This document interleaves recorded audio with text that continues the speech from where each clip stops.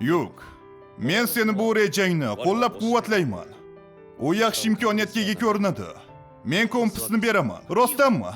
Lekin birinchi navbatda rafiqalaring bilan maslahatlashishing kerak. Qahramon va sehrgar. Agar hayotingni xavf ostiga qo'ymoqchi bo'lsang, hayoting bilan bog'langanlarni e'tiborsiz qoldirmasliging kerak.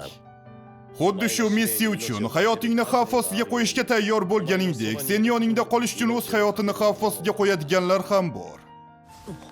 Ana u yerdagi bola rafiqang kabi. Men bola rafiqa emasman. Ha, bu to'g'ri. Qachondan beri u yerda eding? Biroz vaqt bo'ldi.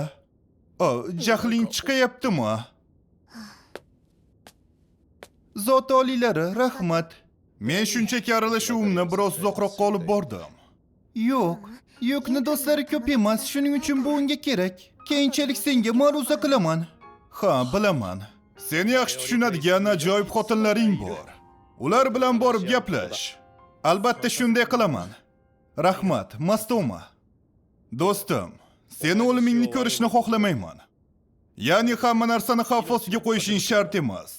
Agar borishing kerak bo'lsa, men ham o'z qarorimni mustahkamlayman. Yaxshi.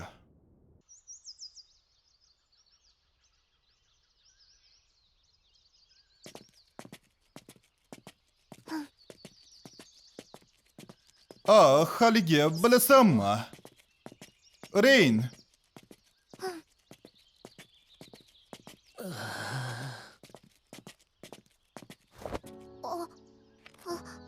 Meni kechir, Reyn.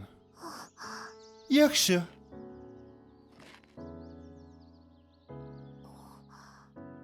Nimadir bo'ldimi? Yo'q. Qanday qilib bo'lishi mumkinligi haqida o'ylaganimda, men qo'rqib ketdim va senga tegishni xohladim. Maylimi?